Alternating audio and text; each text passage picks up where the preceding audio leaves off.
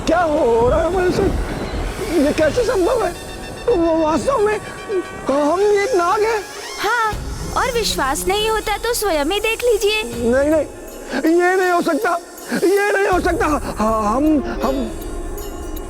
स्वयं ही देख लीजिए उस जलाशय में अपना प्रतिबिंब।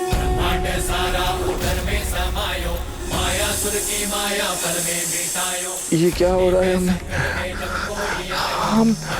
हमें ऐसा क्यों प्रतीत हो रहा है कि हम नाग के भांति रेंगते हुए जा रहे हैं? कौन है हम? क्या है सच्चाई? क्या है हमारा परिचय? क्या हम एक नाग हैं? ये क्या हो गया है हमें?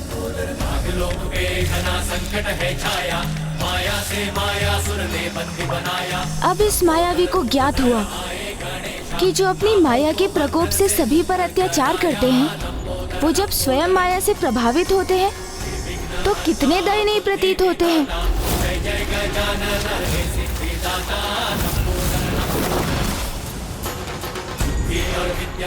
असंभव, असंभव! ये क्या? हम तो एक नाग के समान प्रतीत हो रहे हैं। हाँ, यही है आपका उचित परिचय।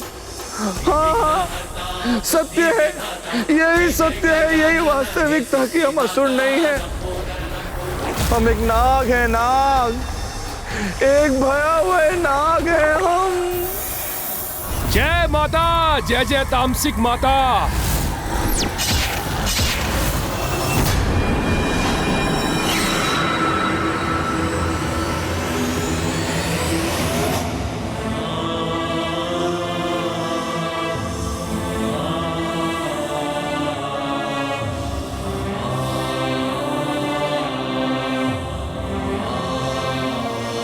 इन्हें इस प्रकार असमर्थ और दयनीय अवस्था में देखकर अपार वेदना का आभास हो रहा है मुझे।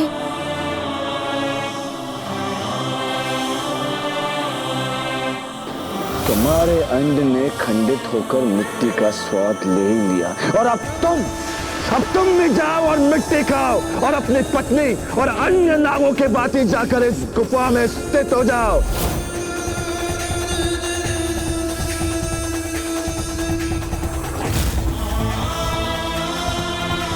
इनके इस कष्ट का कारण ये दुष्ट मायासुर है।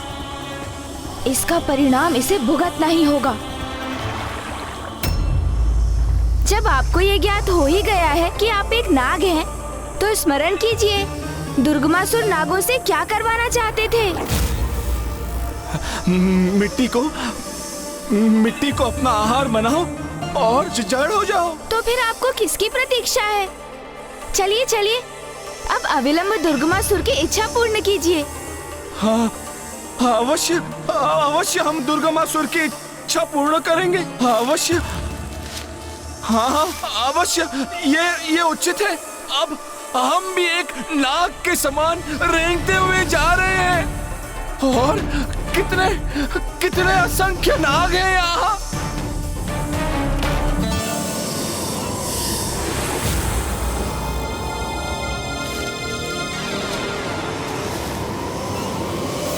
जो माया से अन्य जीवों की दुर्दशा करते हैं, समय आने पर स्वयं उनकी भी वैसी ही दुर्दशा होती है।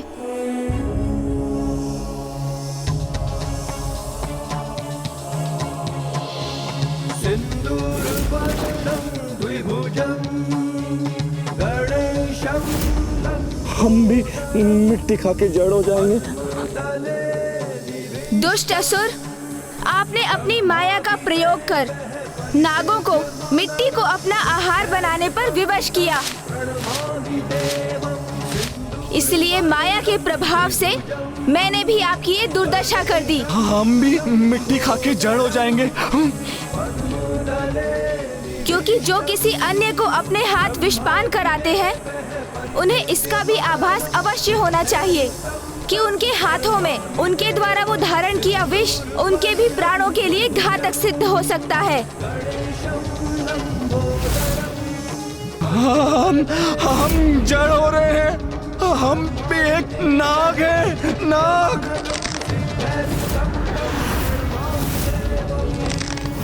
जय माता, जय जय तांत्रिक माता। 2 करोड़ एक दुष्ट का उपाय तो कर दिया मैंने, किंतु ये दूसरा दुष्ट दुर्गमासुर, इसे रोकने का भी कोई उपाय शीघ्र करना होगा मुझे।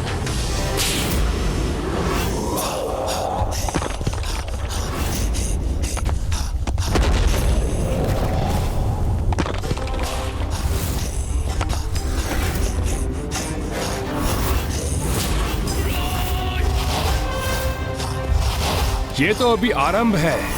प्रत्येक एक अनुष्ठान के उपरांत इस गुफा में इस प्रकार एक हिमलंब यूं ही गिरता रहेगा।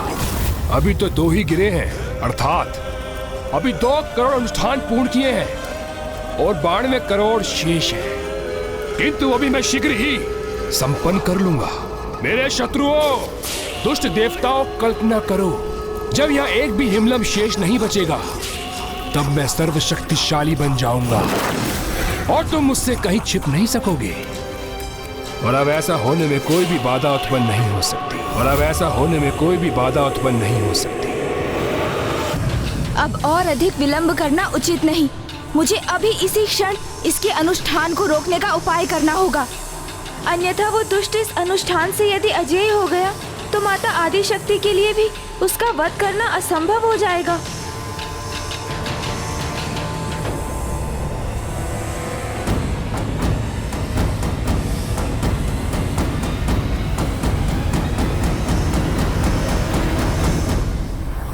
इस दुष्ट दुर्गमासुर ने अपनी सुरक्षा हेतु नागों को इस प्रकार यहाँ बिछाया है कि उन्हें पार कर आगे बढ़ना असंभव है। इसलिए सर्वप्रथम मुझे नागों को जागृत करना होगा, और जिसके लिए मुझे उनकी कुंडली शक्ति को गतिशील करना होगा।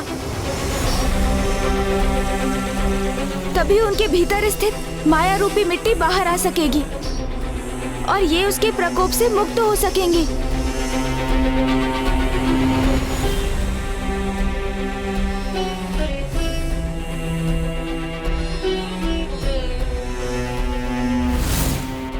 हम जड़ हो रहे हैं, हम भी एक नाग।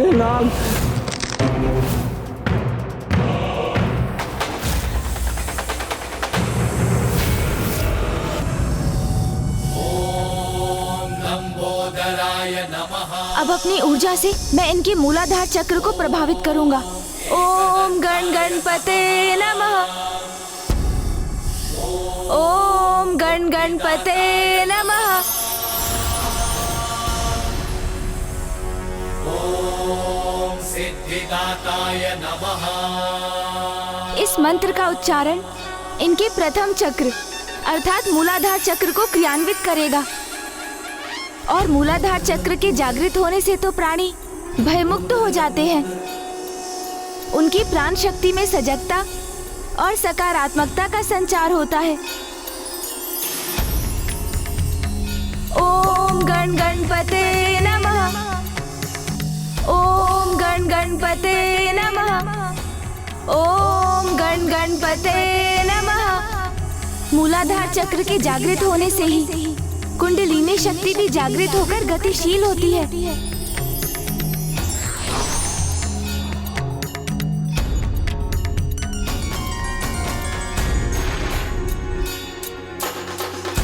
अति उत्तम। अब ये जागृत होती कुंडलिनी शक्ति शनैः शनैः समस्त चक्रों को जागृत करेगी। जिस क्रम में अगला चक्र है स्वाधिष्ठान चक्र, जिसकी जागृति जीवों के अवचेतन मन में छिपी पूर्व अनुभवों से उत्पन्न ग्लानि और पीड़ा से मुक्ति दिलाने के साथ उन्हें नकारात्मकता अवगुणों पर विजय प्राप्ति में समर्थ बनाती है, जिनसे मुक्त होकर आत्मा आनंद की ओर बढ़ती है।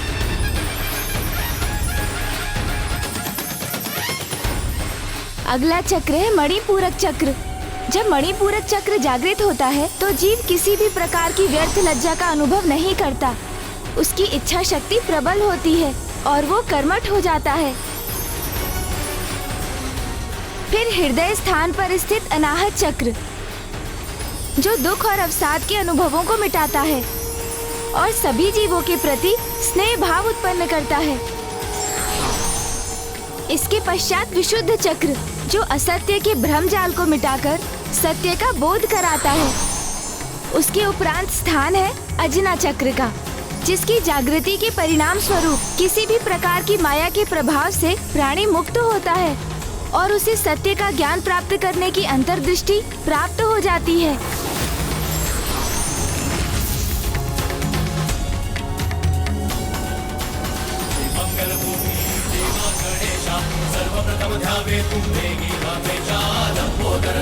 अजना चक्र के जागृत होते ही ये समस्त माया भ्रम से मुक्त हो चुके हैं और अब जब इनके अन्य समस्त चक्र भी क्रियान्वित हो चुके हैं तो इनकी कुंडलिनी शक्ति पूर्ण रूप से जागृत होकर इनके अंतिम एवं सर्वोच्च चक्र सहस्त्रार को भी क्रियान्वित करेगी।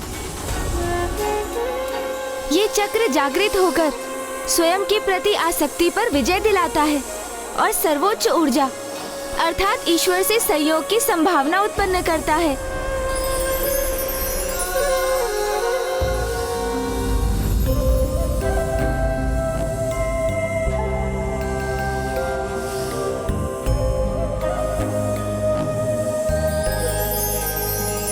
आप कौन है प्रभु? आपकी अपार दिव्य ऊर्जा मुझे मंत्रमुग्ध कर रही है। आपने मुझे नहीं पहचाना? पिताश्री, पिताश्री, पिताश्री, पिताश्री। मेरे पुत्र हो तुम? हाँ पिताश्री, मैं आपका पुत्र। मैं आपके समान तेजस्वी पुत्र चाहता हूँ गणेश जी। तथास्तु।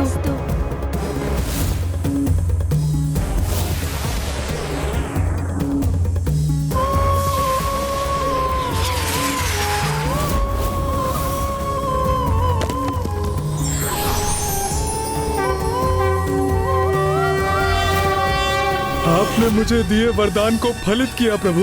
मेरे पुत्र रूप में जन्म लेकर आपने मुझे धन्य कर दिया प्रभु। आपने मुझे धन्य कर दिया। जय माता, जय जय तामसिक माता, जय तामसिक माता, तामसिक माता।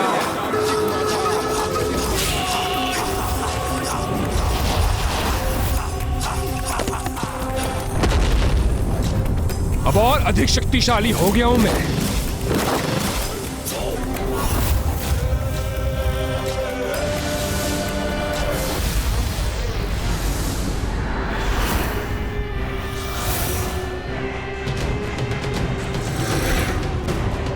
जाओ, मिट्टी खाकर जड़ हो जाओ। इस बालक की माया में कैसे आ गए? जय माता, जय जय तामसिक माता। पिताश्री, ये असुर तो बहुत तीव्र गति से अपना अनुष्ठान संपन्न कर रहा है। हमें भी इसे शीघ्र रोकने के लिए कुछ करना होगा, किंतु उसके लिए आपको अति शीघ्र समस्त नागों को जागृत करने में मेरी सहायता करनी होगी। किंतु वो हम करेंगे कैसे? उसी सर्वोच्च मंत्र के प्रभाव से जिसने आपको उस असुर की माया से मुक्त रखा था। ओम गण गणपतये नमः। हाँ पिताश्री, एकमात्र गणेश मंत्र ही उनके मूलाधार चक्र को क्रियाशील कर उनकी कुंडलिनी शक्ति को जागृत करेगा, जिससे उन सभी की चेतना जागृत होगी और वो सभी माया की मिट्टी को उगलकर उसके प्रभाव से मुक्त होंगे। तो मैं सर्वप्रथम तुम्हारी माता देवी नाग लक्ष्मी को जागृत करूंगा। उसका कोई लाभ नहीं होगा। नागलोक के राजा शेष नाग जी।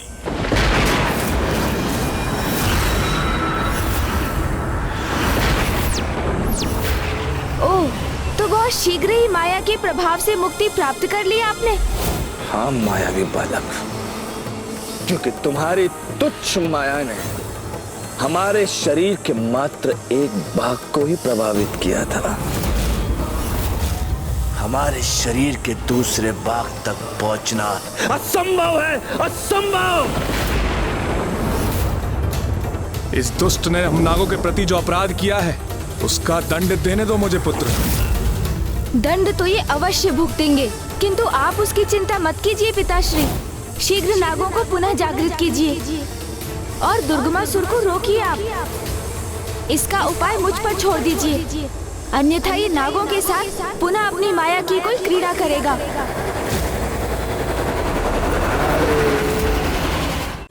बालक, माया की कोई क्रीड़ा हम करेंगे। माया की तुच्छ क्रीड़ा तो तूने की है और अपने आप को अत्यंत बड़ा मायावी समझता है। कदाचित भूल रहे हैं आप, जिसे आप बालक पुकार रहे हैं, उसी ने आपको मिट्टी खाने पर विवश कर दिया था। और अब मैं धूल भी चटाऊंगा आपको।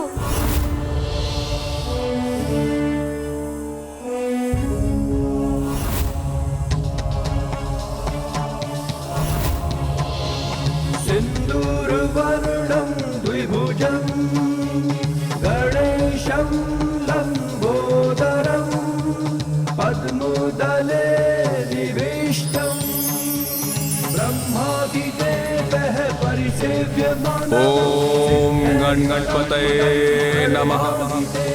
ओम गणगणपतये नमः।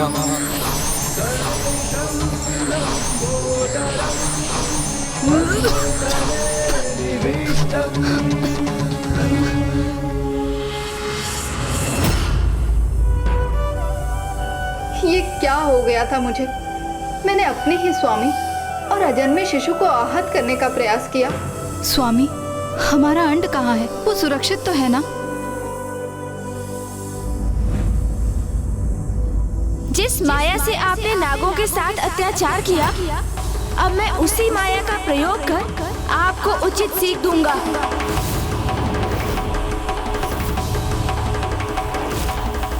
मुख गज का धारण किया है तुमने और नागों के शुभ चिंतक बने बैठे हो, उनकी रक्षा कर रहे हो। ये कैसी माया है तुम्हारी बालक? वही माया दुष्ट असुर जो आपकी आसुरी समझ के परे है। गज हो अथवा कोई नाग, सभी परम ब्रह्म के अंश हैं। इसलिए मूल रूप से सभी एक ही हैं और स्वयं में परिपूर्ण हैं। बस बस मायावी बालक, बस।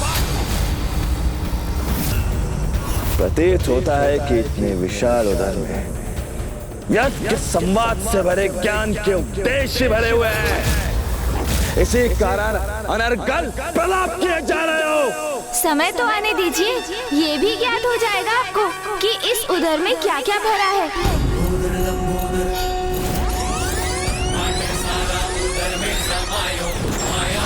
माया पल में मिटायो, लंबोदर लंबोदर।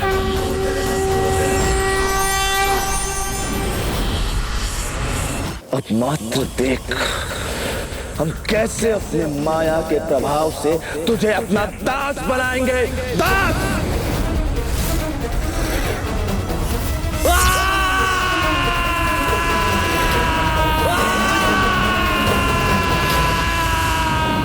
इस असुर ने ऐसी ही तरंगों का प्रयोग कर हम सभी नागों को प्रभावित कर दिया था। इसलिए मेरी तो यही प्रार्थना है कि ये हमारे पुत्र को प्रभावित ना कर सके। हमारा पुत्र?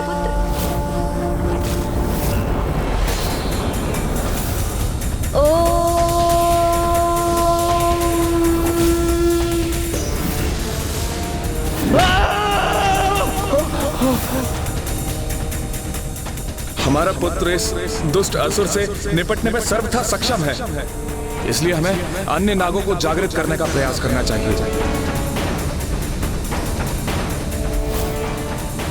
तुम कोई साधारण बालक, अभी तो साधारण नाम नहीं। प्रतीत होता है कि तुम्हें उन दुष्ट देवताओं ने भेजा है, किंतु हमें चिंता करने की कोई आवश्यकता नहीं। ये तो आरंभ है, मात्र आरंभ। अब तक हमने अपने वास्तविक शक्तियों का प्रयोग किया ही नहीं। अब देख हमारे वास्तविक शक्तियों का क्या प्रभाव होता है तुम पर। इनकी वास्तविक शक्ति से क्या अर्थ है इनका?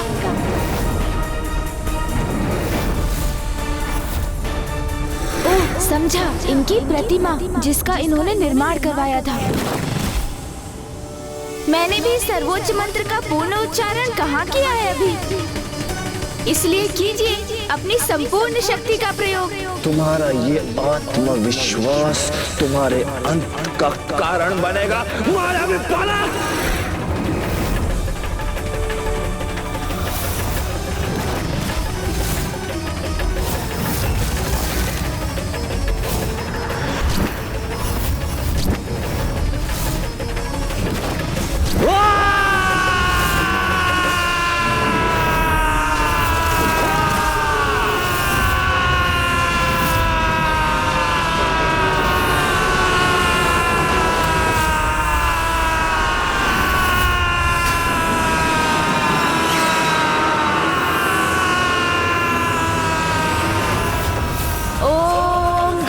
गणपते नमः। ओम गणपते नमः। ओम गणपते नमः। ओम गणपते नमः। ओम गणपते नमः। ओम गणपते नमः। ओम गणपते नमः। ओम गणपते। ये क्या, हमारी मायावी तरंगे हमारे लिए असह्य नहीं हो रही है। ओम गणपतये नमः। ओम गणपते नमः। ओम गणपतये नमः। ओम गणपतये नमः। ओम गणपते नमः। ओम गणपते नमः।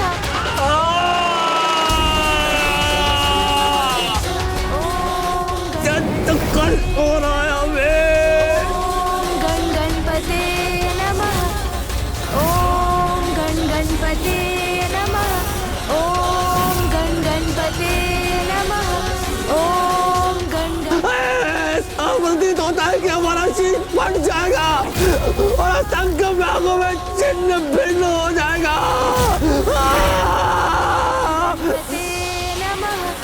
ओम गणपते नमः।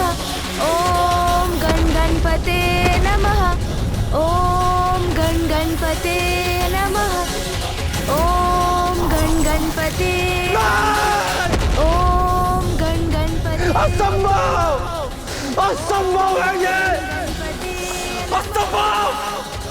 हमारी प्रतिमा में हमारी मायावी शक्तियों का संग्रह था, उसे भी खंडित कर दिया तुमने। अभी तो उस प्रतिमा का अंत ही देखा है आपने। शीघ्र आप स्वयं अपना अंत भी देखने के लिए विवश होंगे।